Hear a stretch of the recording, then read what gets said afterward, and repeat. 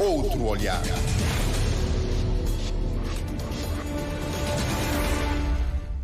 Senhor Presidente da Comissão de Proteção de Dados, Faustino Varela, Cabo Verde vai acolher em 2025, no 10º aniversário da Comissão de Proteção de Dados, a Assembleia Constitutiva da Rede das Comissões de Proteção de Dados dos países de língua portuguesa, uma decisão recentemente tomada. Como é que acolhe essa incumbência? Efetivamente, a Comissão Nacional de Proteção de Dados de Cabo Verde vai receber a reunião constitutiva da rede lusófona de proteção de dados, rede na qual fazem parte a Agência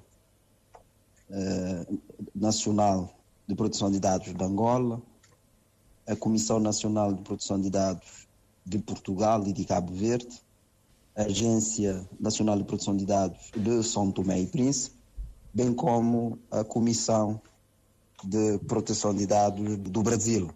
Nós acolhemos com grande satisfação, é motivo de honra para a Comissão Nacional de Proteção de Dados de Cabo Verde receber, por ocasião da comemoração do seu 10º aniversário, que será em abril de 2025, a reunião constitutiva da rede.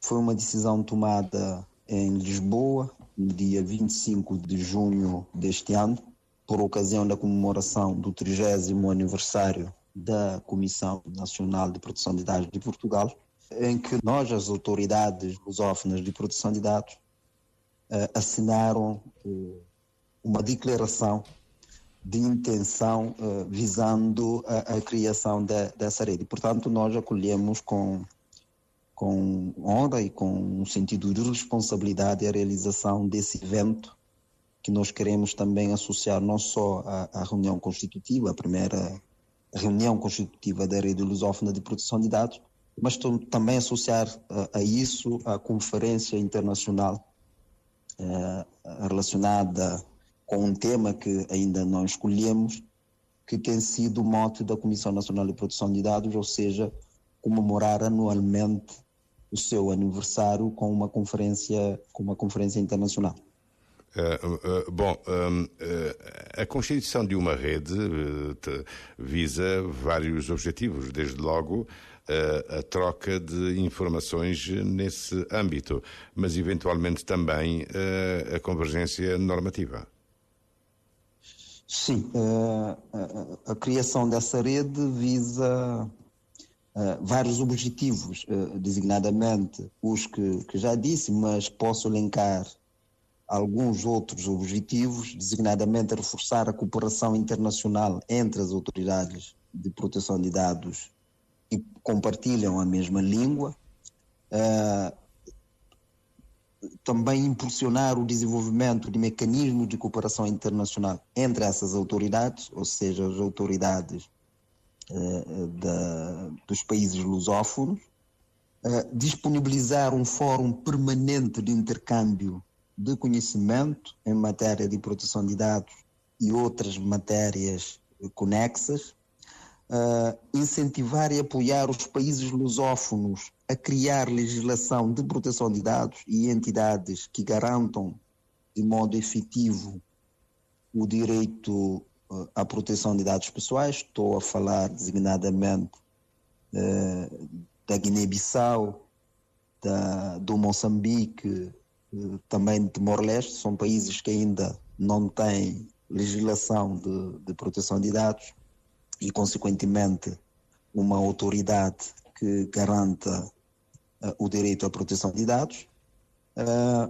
Mas também um outro objetivo fundamental é criar um espaço de partilha de informação que possibilite o envolvimento dos setores públicos, público, privado e social, e também da sociedade civil, visando essencialmente fomentar o desenvolvimento de instrumentos normativos que garantam o direito à proteção de dados num contexto democrático e global. Portanto, são vários os objetivos que a criação dessa rede lusófona de proteção de dados tem em vista e que serão materializados num estatuto que, como ficou decidido, nós, até final do mês de julho deste mês, portanto, todas as autoridades devem indicar um ponto focal para a criação de um grupo de trabalho com vista à elaboração de um primeiro draft ou de um esboço do estatuto, que deve ser apresentado às autoridades até final do mês de outubro deste ano, e até final deste ano, em dezembro, o estatuto estará pronto, que depois será aprovado na primeira reunião, como já disse, aqui na cidade da Praia. Agora, para salientar que foi uma decisão unânime da realização da primeira reunião constitutiva da rede lusófona aqui na cidade da Praia. Todos os participantes manifestaram o desejo de conhecer o nosso país e conhecer a realidade em termos de proteção de dados e da autoridade de proteção de dados aqui em Cabo Verde. A proteção de dados não perturba a transparência da informação? Não, a proteção de dados visa, aliás, um dos princípios de proteção de dados é a transparência. Porque, como sabemos, a internet, as tecnologias, pode até parecer um paradoxo, mas as tecnologias não são neutras, contrariamente àquilo que muitas vezes se propalam, mas as tecnologias não são neutras. Há uma opacidade corporativa, até deliberadamente, como forma de resguardar os segredos de negócios das empresas que desenvolvem os algoritmos, mas também há uma opacidade cognitiva, resultante da incapacidade das pessoas em geral e de titular dos dados em especial, a capacidade ou a incapacidade que as pessoas têm de entender o funcionamento do algoritmo e de perceber a linguagem que o algoritmo utiliza. E ainda há uma opacidade técnica inerente ao recurso, sobretudo, à inteligência artificial, ou seja, à deep learning, capaz de inviabilizar de uma forma explícita o percurso decisório de um software. Daí que um dos princípios de proteção de dados é o princípio da transparência. É fazer com que o titular de dados, que é o titular do direito à proteção de dados, o direito à privacidade, ou se quisermos, como está na nossa Constituição, a reserva da intimidade da vida pessoal e familiar, que esses titulares compreendam como é que as tecnologias são utilizadas, como é que as tecnologias utilizam as suas informações pessoais e como é que as tecnologias tomam uma decisão que possam afetar esses direitos.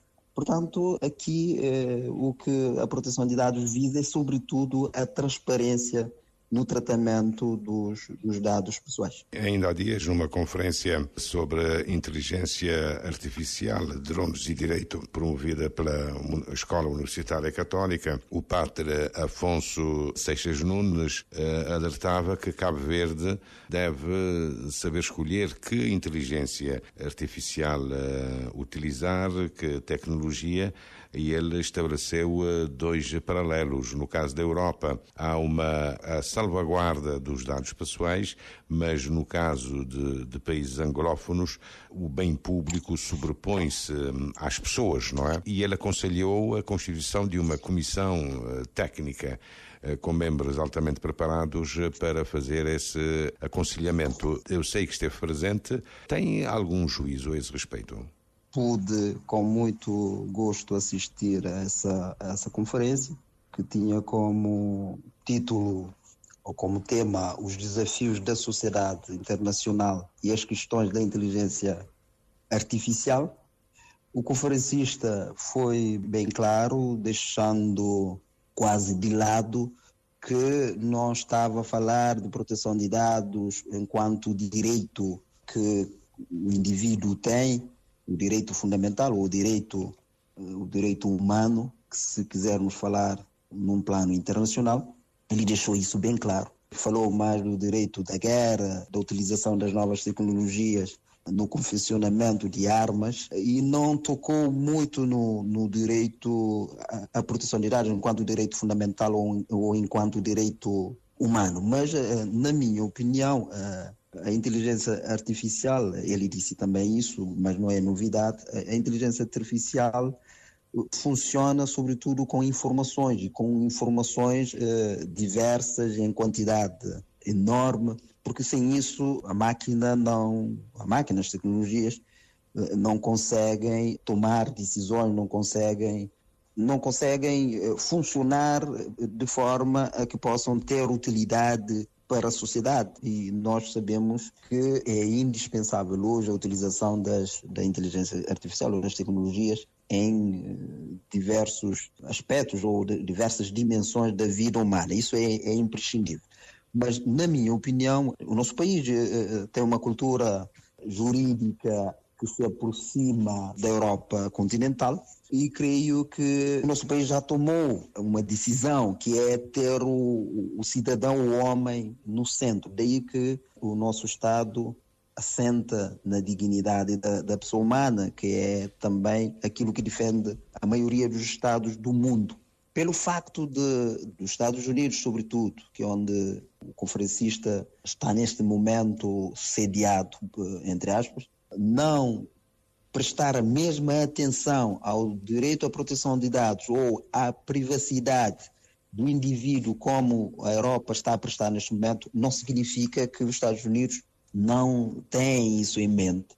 Tanto assim é que os Estados Unidos é um membro observador da Convenção 108 do Conselho da Europa relativamente ao tratamento de dados pessoais, e tem havido acordos entre Estados Unidos e a União Europeia para transferência de dados, exigindo que os Estados Unidos protejam de forma adequada os dados das pessoas, e as grandes empresas tecnológicas que, como nós sabemos, têm a sua sede, ou são basicamente norte-americanas, mas que também têm grandes negócios, grandes volumes de negócios na Europa, tem estado a adequar as suas políticas de privacidade ao modelo europeu. Daí que parece-me que os Estados Unidos, ou os países anglo-saxónicos, se quisermos ser mais abrangente, estão a aproximar em termos de proteção de dados, de proteção da privacidade das pessoas do modelo europeu. E nós estamos a seguir um modelo europeu. Mas, na minha opinião, um país sozinho, daí eu discordo aqui do conferencista, um país sozinho não pode ter a pretensão, sobretudo um país pequeno como o nosso, Cabo Verde, a pretensão de regular ele sozinho a inteligência artificial que pretende ter. Porque nós não podemos comparar Cabo Verde neste aspecto, por exemplo, com a Federação Russa, ou com a China, ou com os Estados Unidos. Não podemos fazer essa comparação. Várias entidades públicas, nomeadamente o Presidente da República, têm denunciado perfis falsos nas redes sociais. E esta quarta-feira a Polícia Judiciária dará uma conferência sobre essa matéria. Aí a Comissão da Proteção de Dados e as entidades de investigação criminal tendem de andar de braços juntos, não é? Sim, estou de acordo. Estou de acordo porque a Comissão tem também um papel pedagógico no sentido de estabelecer e divulgar determinadas diretivas e medidas de proteção das pessoas perante o uso da internet. Como disse, tendo em conta o caminho que todo mundo está a seguir para a transição do universo analógico, se quisermos assim, físico, para o universo digital, a criação de perfil falso não é evitável, ou seja, é inevitável a criação. Mas as pessoas têm de saber que quanto menos a pessoa se expuser perante a internet, menor será a capacidade das pessoas mal intencionadas criarem perfis falsos. Porquê? Porque quanto mais informação as pessoas mal intencionadas tiverem, maior serão a probabilidade de criar um perfil falso de uma pessoa e que vai fazer com que uma pessoa, um terceiro, dificilmente, à primeira vista, consegue dizer que é um perfil falso.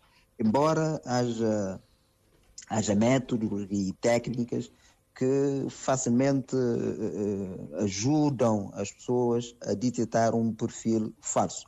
Por exemplo, não raras vezes nós recebemos pedidos de amizade de pessoas que já são nossas amigas. O que nós recomendamos é ver